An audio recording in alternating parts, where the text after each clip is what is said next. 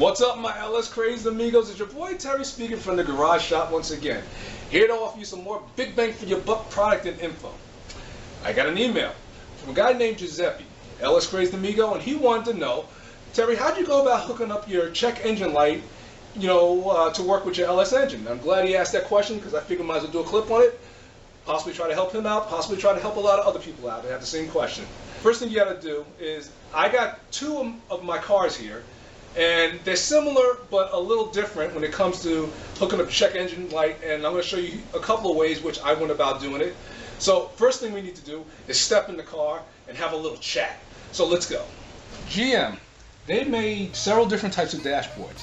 This is a 71 Chevelle. So now if I was to take this instrument cluster out, there would be a circuit board. The circuit board would supply a 12-volt signal that would work all of the devices. It would work the amp gauge, it would work the speedometer, well, not speedometer, the RPM gauge would supply power to the clock, and to all the other what's called gauges or either idiot lights. Right here is where my oil idiot light would be. Whenever I turn the engine on in the crank position, in the on position, I want that to light up, and that's going to be my trouble code, but then go out. Back in 71, it was an oil pressure light. Idiot light, if you want, whatever. Now the purpose of that light was if you had low oil in your car or either something else, it would tell you what was going on, but by the time that light come on, damage is pretty much already done. I like using the stock gauges and some lights, but this was an oil pressure light, and I'm not going to use that. Why? Because I have an oil pressure gauge here and I have a fuel pressure gauge. To me, if you have an LS, if you install an LS, these are two gauges outside of the stock dashboard that you should always have. That's my opinion. An oil pressure and a fuel pressure. But there's an oil pressure light here. I'm gonna use that as my check engine light. Now the way to do it is, all you gotta do is on your harness find the oil pressure send, the little wire that goes to the sending unit. All you gotta do is tie it in to your computer mill. Now, a MIL on the computer harness, on the LS computer harness, it's a MIL. That stands for malfunctioning indicator light. Not MILF, you dirty perverts.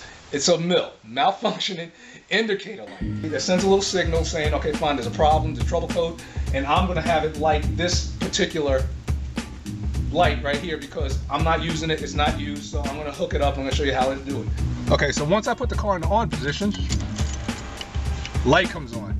So now this is not a check oil light like how it used to be, or check engine light. This is more of a check computer light. And once this comes on, when the car's in, like running, then you know to check your computer. But so now I'm gonna start the car up and it should go right off. Went off. Now if I get a code, if I have a code, that light will come on and stay on. But right now I have no codes, and that's a cool way to hook this particular style dashboard up. Now we're sitting in a 1969 Camaro. Now, please, again, forgive me, the car is what I consider a NESOR. It's an N-E-S-O-R. And that stands for never-ending state of restoration. So, no matter how far you get with the car after the car's all finished, it's never finished. And we all know this, because there's always something new that's going to come out that you want to try, or either something that you always want to do. So these cars, they're never ending, and that's part of the fun, But anywho, this particular car has a dashboard where it's different than the Chevelle, whereas it doesn't have a circuit board in the back. So there's not a 12 volt circuit, like power going through all the gauges at once from one circuit board.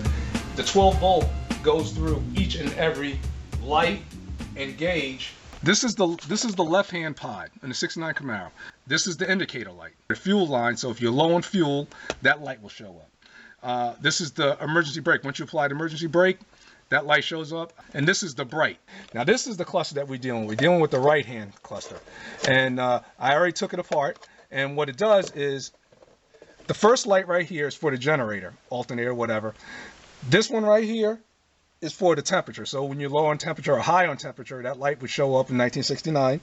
And this is the oil pressure. But I'm going to use this one for being my trouble code light. And this, of course, is the right indicator light.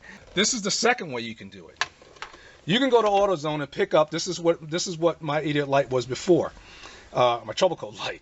and you can pick this little wire up. It has 2 leads, one for power, one for negative, and it's about maybe $4. And what I did was I drilled a hole here, and I would stick it in there, and it works fine. It still works. But the only problem is on a sunny day, you can't really tell if this thing's on, or if it does come on, it's not bright enough to like really hit you in the face. So that's why I'm going to this one, because no matter you driving, it's going to hit you in the face. And I'm going to show you exactly how to hook this up. Okay, I finished hooking this up. Now, I don't know if you can see this or not. This wire is coming all the way from out the engine compartment. This is the oil pressure sending unit wire. I don't know if you can see it, but like I said, this is great because it's labeled. It says it right there, but it's a little blurry, but you can't see it. Now, this wire, you hook up to the brown wire coming off your computer, the MIL wire. That's, again, malfunctioning indicator light wire, and you just tie this in. Now, with this harness, what you have to do is, remember, this type of dashboard, it doesn't have that circuit. It doesn't have a circuit board in the back that brings power. So you're going to have to actually bring power to, if you don't have power going to it already. See, when I hooked this up, I didn't put power here because I knew I wasn't using the generator and the water temperature. So now I want to use the oil pressure light as my idiot slash trouble code light.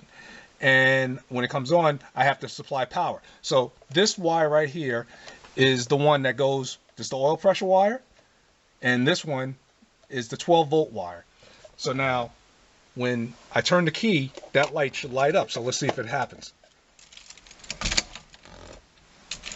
There it is. The light comes on, along with the first trouble code light that I had. So what I'm going to do is I'm going to put this back together, and we're going to test it out. Okay, I got the dashboard back together, and I even installed the original mill light. So let's see if this works. On position, mill lights on, mill lights on, check engine light. They're both working, they're both on. Now they should go off once I start the car. Here we go. There we go.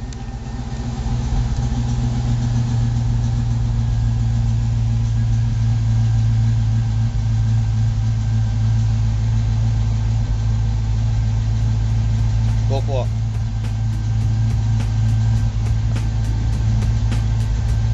And that is how I hooked up my mill to work on this particular car. But that's pretty much it. And it's time, looking at the clock on the wall, or should I say ceiling, for me to head on out. I think I'm going to take a cruise in one of these cars, and it's a nice day, and enjoy myself. So next time we meet, please as always be easy, and I'll catch you guys a little later. Take care.